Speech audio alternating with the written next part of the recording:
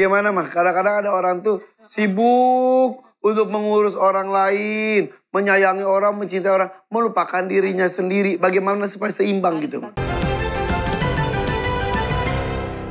Assalamualaikum warahmatullahi wabarakatuh. Waalaikumsalam warahmatullahi wabarakatuh. Alhamdulillah bersama saya Irfan Hakim. Pagi hari ini Allah masih mengizinkan kita untuk bersilaturahim. Tolabul ilmi bersama dengan Mama. Mama sehat Mama? Alhamdulillah, kudu sehat. Harus sehat dan selalu semangat. Ini dia Siraman Kolbu bersama Mama Dede. Tanya Mama yuk. Ayo.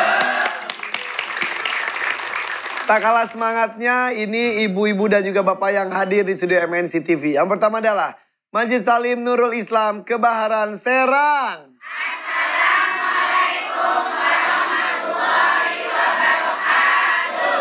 Waalaikumsalam warahmatullahi wabarakatuh. Selanjutnya Majelis Talim Al-Muhajirin Subang.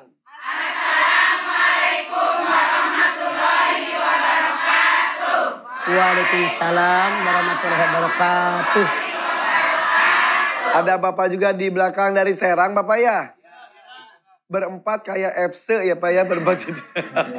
FC zaman baheula. Zaman baheula pisan. Oke, kita buka pertemuan kita langsung saja dengan pertanyaan. Mudah-mudahan itu bisa jadi tema kita hari ini. Siapa yang mau nanya? Yang ini. Mana? Ini mah, silakan. Konyeng. Oke. Assalamualaikum warahmatullahi wabarakatuh. Waalaikumsalam warahmatullahi wabarakatuh. Perkenalkan nama saya Ibu Wahyuni dari Majelis Taklim Nurul Islam Kebaharan Serang. Ya. Tanya Mama yuk. Ayo. Mah, bagaimana caranya cara menumbuhkan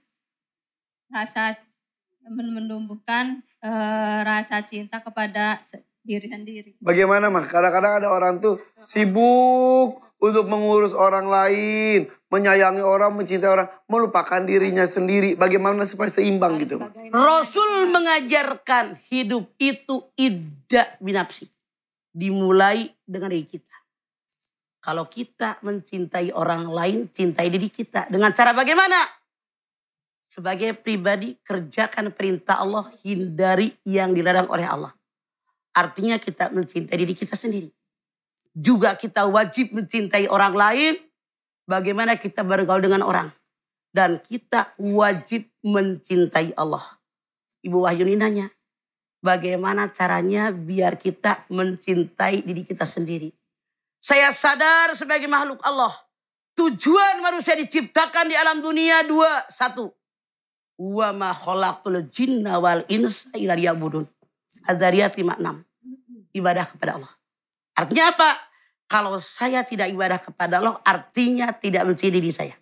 Dua, sadari bahwa tujuan manusia hidup di alam dunia. Yang kedua, hablum minas. Bagaimana bergaul dengan manusia. Bergaul dengan binatang, dengan tumbuhan, dengan pohonan, dengan lingkungan sekitar. Anda bisa lihat dalam surat Al-Baqarah ayat 30. Wa idza qala rabbuka lil malaikati inni ja'ilun fil ardi khalifah. Qalu ataj'alu fiha may yufsidu fiha wa yasfiku dima wa nahnu nusabbihu bihamdika wa nuqaddisu lak. Dua. Jadi bagaimana? Kalau kita mencintai diri kita, banyak ibadah kepada Allah, bergaul sama orang dengan baik, jangan sombong, gue gitu loh. Salah.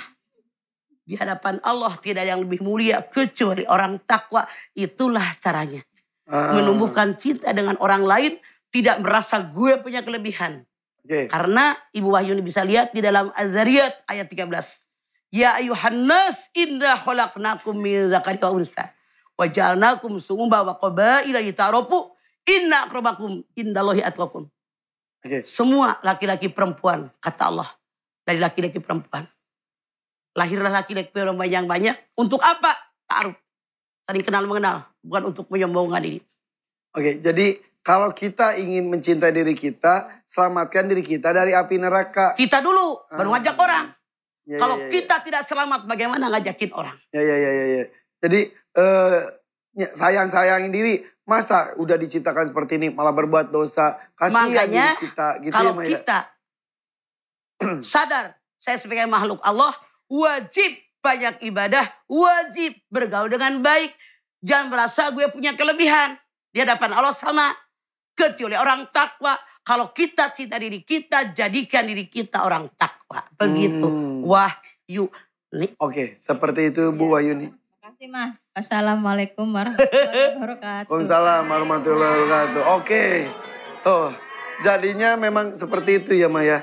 Kita mencintai diri itu harus sebelum mencintai orang lain juga. Jadi gini, bagaimana menolongin orang kalau kita bengek? Iya. Bagaimana nolongin orang kalau kita bokeh? Jadikan kita sehat, biar orang sehat. Jadikan punya duit, biar orang ditolongin dengan duit kita. Begitu. Tapi bagaimana ceritanya ibu-ibu jika kita terlalu mencintai diri sendiri tanpa memperhatikan orang lain? Nanti kita akan bahas oleh Mama ya. Maya, sesaat lagi tetap di sini di Siraman Kolbu bersama Mama Dede. Tanya Mama yuk. Ayo. Tadi dengan pertanyaan Ibu Wahyuni menyebutkan bahwa bagaimana kita bisa membahagiakan orang kalau kita tidak bahagia. Bagaimana kita mengajak orang-orang dengan kebaikan jika kitanya juga belum baik. Jadi cintai diri kita sendiri. Jangan sampai kita sok-sok mengorbankan diri demi kebahagiaan orang lain. Salah. Gak bisa gitu Maya. Nggak bisa. Nah, tapi di sini nih, apa jadinya jika justru terlalu mencintai diri sendiri? Ini, hati-hati katanya dengan sifat ini. Manfaat dari mencintai diri sendiri sudah banyak karena dapat menimbulkan hal-hal positif bagi diri kita. Akan tetapi, tak banyak yang mengetahui efek jika terlalu mencintai diri sendiri. Apa sajakah sifat yang bisa dapat muncul? Yang pertama, tuh mah, ketika terlalu cinta diri sendiri, yang pertama adalah sombong. Ya. Betul. Pede. Jadi kepedean. Pedenya overdosis. Ih, gue gitu keren, gue gitu paling soleh, gue gitu ya. Jadinya sombong. Dan Allah benci orang sombong. Tidak suka. Karena sombong adalah haknya Allah. Yang kedua, ketika kita terlalu mencintai diri sendiri, akhirnya suka pamer dengan pencapaian. Di dunia maupun pencapaian sok-sokan buat akhirat. Gue gitu loh. Kayak panitia akhirat. Kayak punya kunci surga.